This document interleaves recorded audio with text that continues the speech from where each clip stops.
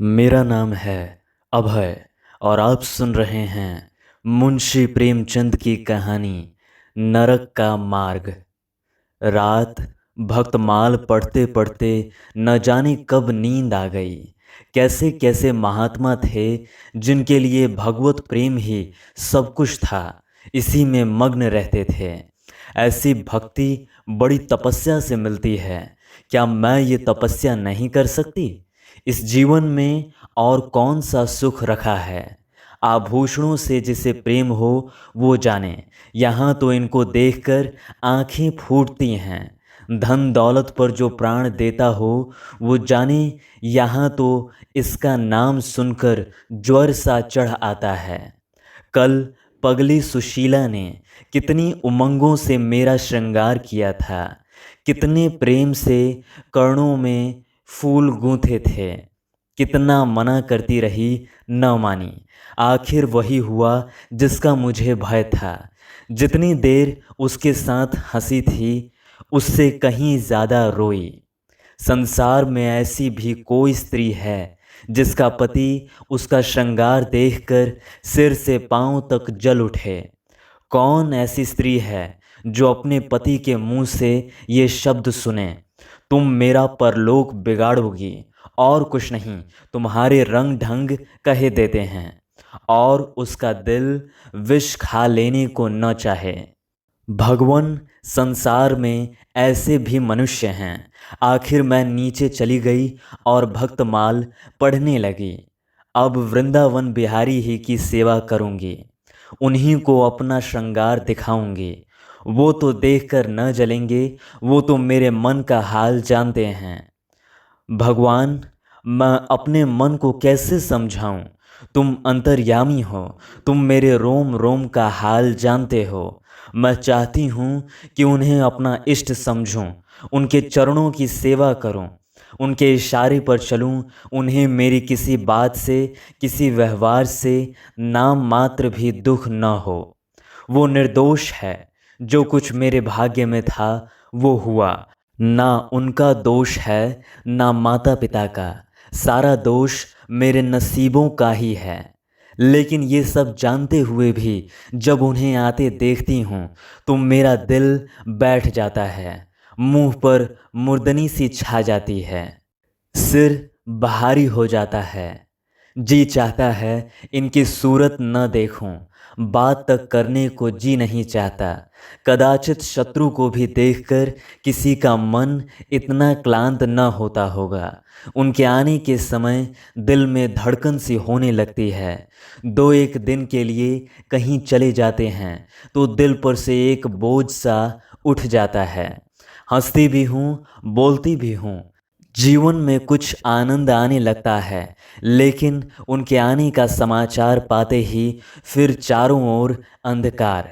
चित्त की ऐसी दशा क्यों है ये मैं नहीं कह सकती। मुझे तो ऐसा जान पड़ता है कि पूर्व जन्म में हम दोनों में वैर था। उसी वैर का बदला लेने के लिए इन्होंने मुझसे विवाह किया है।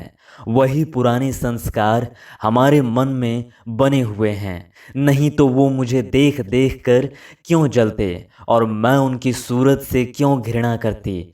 विवाह करने का तो ये मतलब नहीं हुआ करता। मैं अपने घर इससे कहीं सुखी थी। कदाचित मैं जीवन पर्यंत अपने घर आनंद से रह सकती थी, लेकिन इस लोक प्रथा का बुरा हो जो अभागिनी कन्याओं को किसी न किसी पुरुष के गले में बांध देना अनिवार्य समझता है। वो क्या जानता है कि कितनी युवतियां उसके नाम को रो रही हैं, कितने अभिलाषाओं से लहराते हुए कोमल हृदय उसके पैरों तले रौंदे जा रहे हैं। युवती के लिए पति कैसी कैसी मधुर कल्पनाओं का स्रोत होता है। पुरुष में जो उत्तम है, श्रेष्ठ है, दर्शनीय है, उसकी सजीव मूर्ति इस शब्द के ध्यान में आते ही उसकी नज़रों के सामने आकर खड़ी हो जाती हैं। लेकिन मेरे लिए ये शब्द क्या है? हृदय में उठने वाला शूल, कलेजे में खटकने वाला कांटा, आँखों में गड़ने वाली किरकिरी, अंतःकरण को बेधने वाला व्यंग्य बाण।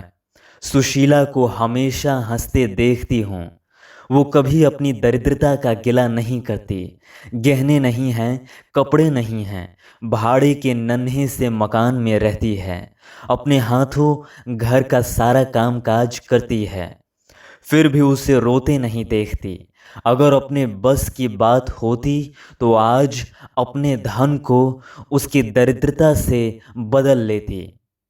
अपने पतिदेव को मुस्कुराते हुए घर में आते देखकर उसका सारा दुख दरिद्र छू मंतर हो जाता है। छाती गज भर की हो जाती है। उनके प्रेमालिंगन में वो सुख है जिस पर तीनों लोक का धन न्यौछावर कर दूं। आज मुझसे जब्त न हो सका। मैंने पूछा, तुमने मुझसे किस लिए विवाह किया था? ये प्रश्न महीनों से मेरे मन में उठता था, पर मन को रोकती चली आती थी। आज प्याला छलक पड़ा। ये प्रश्न सुनकर कुछ बौखला से गए। बगलें झांकने लगे, खीसें निकाल कर बोले, घर संभालने के लिए, गृहस्थी का भार उठाने के लिए, और नहीं क्या भोग विलास के लिए? घरनी के बिना ये घर आपको भूत का डेरा सा मालूम होता था। नौकर चाकर घर की संपत्ति उड़ाए देते थे। जो चीज़ जहाँ पड़ी रहती थी वहीं पड़ी रहती थी, उसको देखने वाला न था। तो अब मालूम हुआ कि मैं इस घर की चौकसी करने के लिए लाई गई हूँ।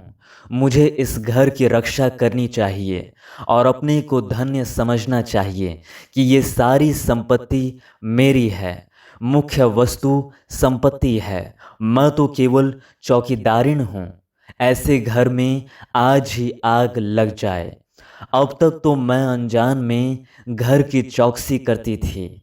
जितना वो चाहते हैं उतना न सही, पर अपनी बुद्धि के अनुसार अवश्य करती थी।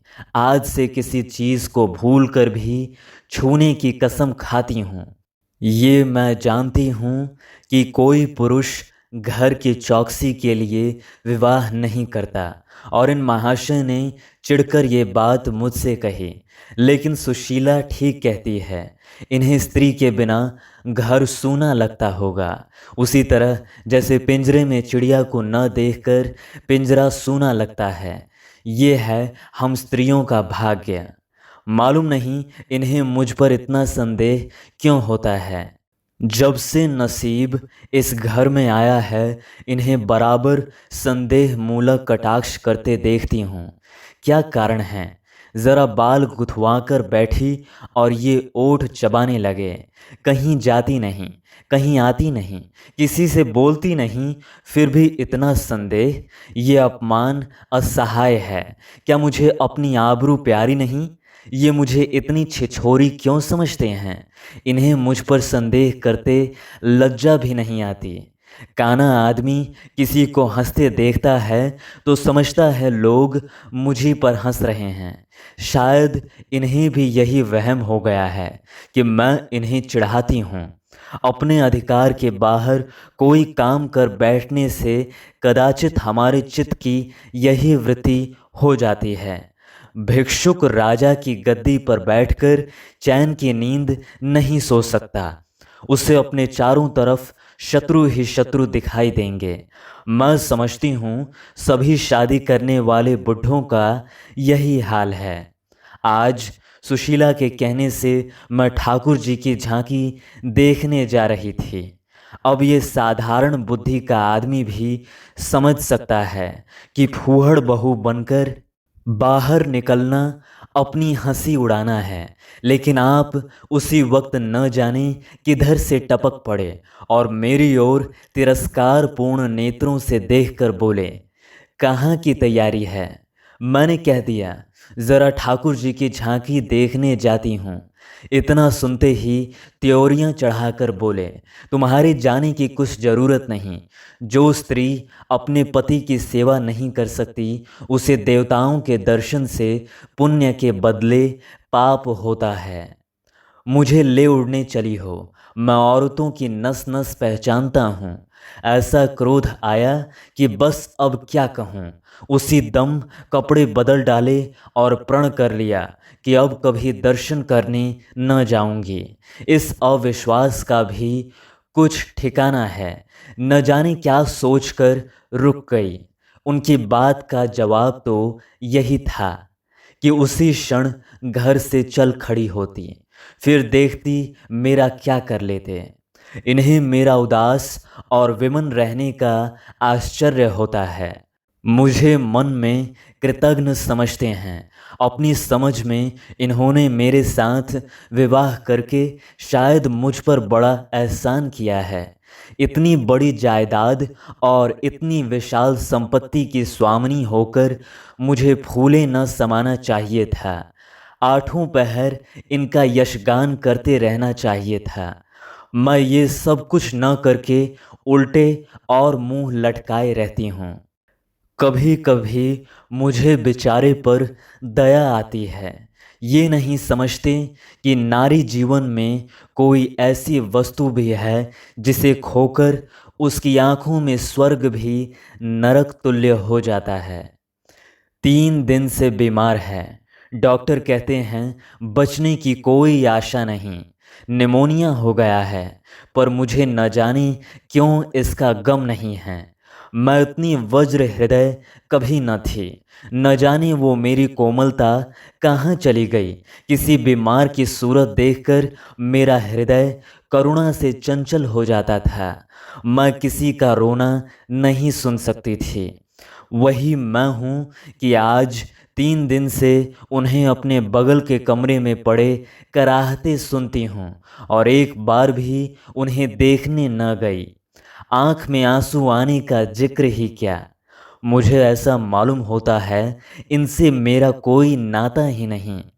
मुझे चाहे कोई पिशाचिनी कहे चाहे कुल्टा, पर मुझे तो ये कहने में लेश मात्र भी संकोच नहीं है कि इनकी बीमारी से मुझे एक प्रकार का ईर्ष्यामय आनंद आ रहा है। इन्होंने मुझे यहाँ कारावास दे रखा था।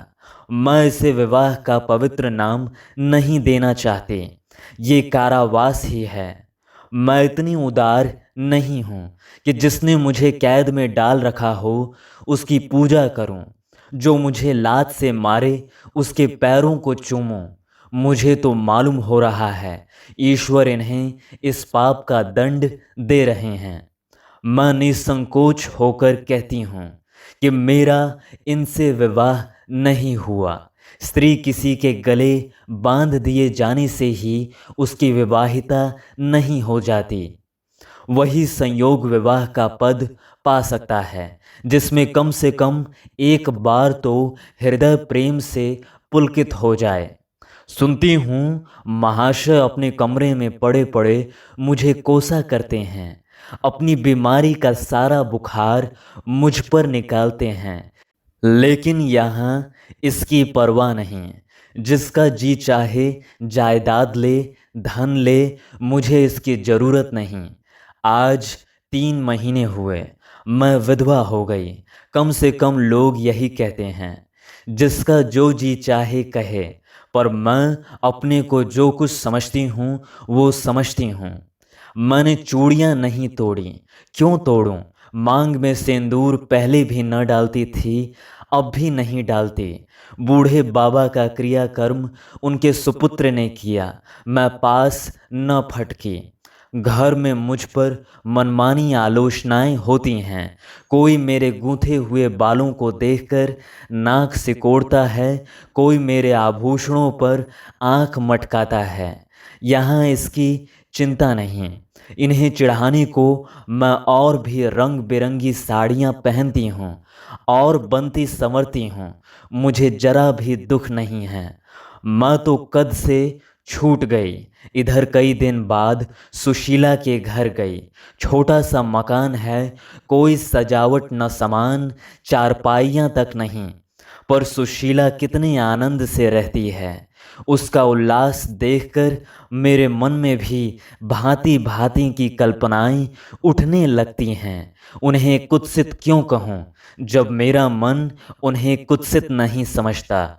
इनके जीवन में कितना उत्साह है, आंखें मुस्कुराती रहती हैं, होठों पर मधुर हास्य खेलता रहता है, बातों में प्रेम का स्रोत बहता हुआ जान पड़ता है।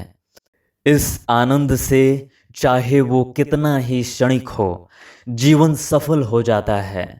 फिर उसे कोई भूल नहीं सकता। उसकी स्मृति अंत तक के लिए काफ़ी हो जाती है। इस मिजराब की चोट हततंत्रों को अंतकाल तक मधुर स्वरों से कंपित रख सकती है। एक दिन मैंने सुशीला से कहा, अगर तेरे पतिदेव कहीं परदेश चले जाएं तो रोते रोते मर जाएगी। सुशीला गंभीर भाव से बोली, नहीं बहन, मरूंगी नहीं। उनकी याद सदैव प्रफुल्लित करती रहेगी, चाहे उन्हें परदेश में बरसों लग जाए। मैं यही प्रेम चाहती हूँ, इसी चोट के लिए मेरा मन तड़पता रहता है। मैं भी ऐसी ही स्मृति चाहती हूँ, जिससे दिल के तार सदैव बजते रहें, जिसका नशा नित्य छाया रहे। रात रोते रोते हिचकियाँ बंध गई। न जाने क्यों दिल भर भर आता था। अपना जीवन सामने एक बीहड़ मैदान के भांति फैला हुआ मालूम होता था, जहाँ बगुलों के सिवाय हरियाली का नाम नहीं, घर फाड़े खाता था। चित्त ऐसा चंचल हो रहा था कि कहीं उड़ जाऊं। आजकल भक्ति के ग्रंथों की ओर ताकने को जी नहीं चाहता। कहीं सैर करने जाने की भी इच्छा नहीं होती। क्या चाहती हूँ वो मैं स्वयं नहीं जानती, लेकिन मैं जो नहीं जानती वो मेरा एक एक रोम जानता है। मैं अपनी भावनाओं की सजीव मूर्ति हूँ। मेरा एक एक अंग मेरी आंतरिक वेदना का आर्तनाद कर रहा है। मेरे चित्त की चंचलता उस अंतिम दशा को पहुंच गई है, जब मनुष्य को निंदा की न लज्जा रहती है और न भय। जिन लोभी स्वार्थी माता पिता ने मुझे कुएं में धकेला, जिस पाषाण हृदय प्राणी ने मेरे मांग में सिंदूर डालने का स्वांग किया, उनके प्रति मेरे मन में बार बार दुष्कामनाएं उठती हैं। मैं उन्हें लज्जित करना चाहती हूँ।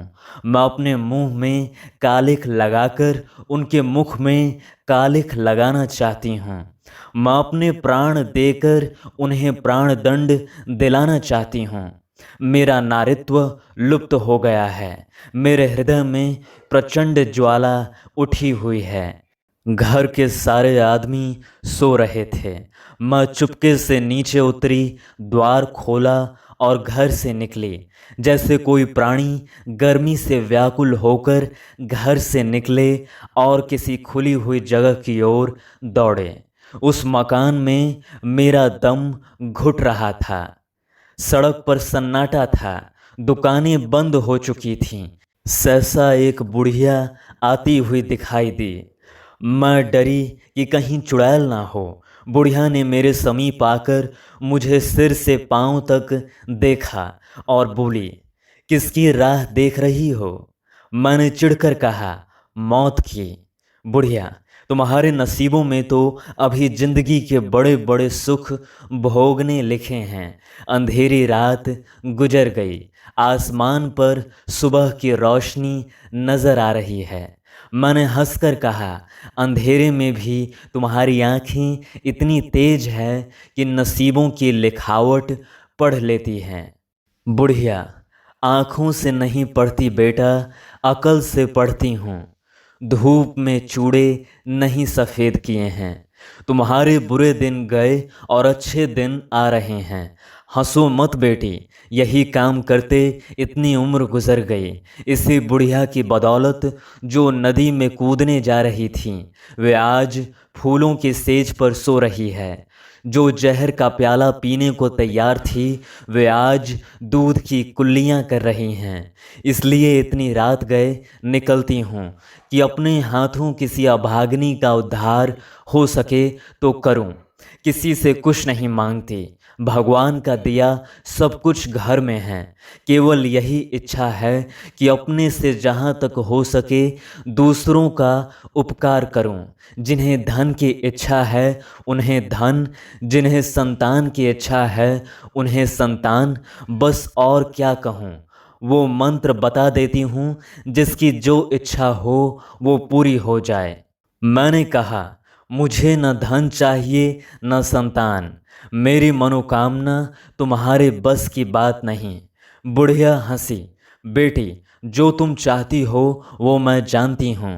तुम वो चीज़ चाहती हो जो संसार में होते हुए स्वर्ग का है, जो देवताओं के वरदान से भी ज़्यादा आनंदप्रद है, जो आकाश कुसुम है, गुलर का फूल है और अमावस का चांद है। लेकिन मेरे मंत्र में वो शक्ति है जो भाग्य को भी संवार सकती है। तुम प्रेम की प्यासी हो, मैं तुम्हें उस नाव पर बैठा सकती हूँ जो प्रेम के सागर में प्रेम की तरंगों पर क्रीड़ा करती हुई तुम्हें पार उतार दे। मैंने उत्कंठित होकर पूछा, माता, तुम्हारा घर कहाँ है? बुढ़िया, बहुत नज़दीक है बेटी, तुम चलो तो मैं अपनी आँखों पर बैठाकर ले चलूँ। मुझे ऐसा मालूम हुआ कि ये कोई आकाश की देवी है, उसके पीछे पीछे चल पड़ी। आह, वो बुढ़िया जिसे मैं आकाश की देवी समझती थी, नरक की डाइन निकली। मेरा सर्वनाश हो गया। मैं अमृत खोजती थी, विष मिला। निर्मल स्वच्छ प्रेम की प्यासी थी, गंदे विषाक्त नाले में गिर पड़ी। वो दुर्लभ वस्तु न मिलती थी न मिली। मैं सुशीला का सा सुख चाहती थी, कुलटाओं की विषय वासना नहीं। लेकिन जीवन पथ में एक बार उल्टी राह चलकर फिर सीधे मार्ग पर आना कठिन है। लेकिन मेरे अधःपतन का अपराध मेरे सिर नहीं, मेरे माता पिता और उस बूढ़े पर है जो मेरा स्वामी बनना चाहता था। मैं ये पंक्तियाँ न लिखती, लेकिन इस विचार से लिख रही हूँ कि मेरी आत्मकथा पढ़कर लोगों की आंखें खुलें। मैं फिर कहती हूँ, अब भी अपनी बालिकाओं के लिए मत देखो धन, मत देखो जायदाद, मत देखो कुलीनता, केवल वर देखो। अगर उसके लिए जोड़ का वर नहीं पा सकते तो लड़की को कुंवारी रख छोड़ो, जहर देकर मार डालो, गला घोंट डालो, पर किसी बूढ़े खूसट से मत ब्याहो। स्त्री सब कुछ सह सकती है, दारुण से दारुण दुख, बड़े से बड़ा संकट। अगर नहीं सह सकती तो अपने यौवन काल की उमंगों का कुचला जाना। रही मैं, मेरे लिए अब इस जीवन में कोई आशा नहीं।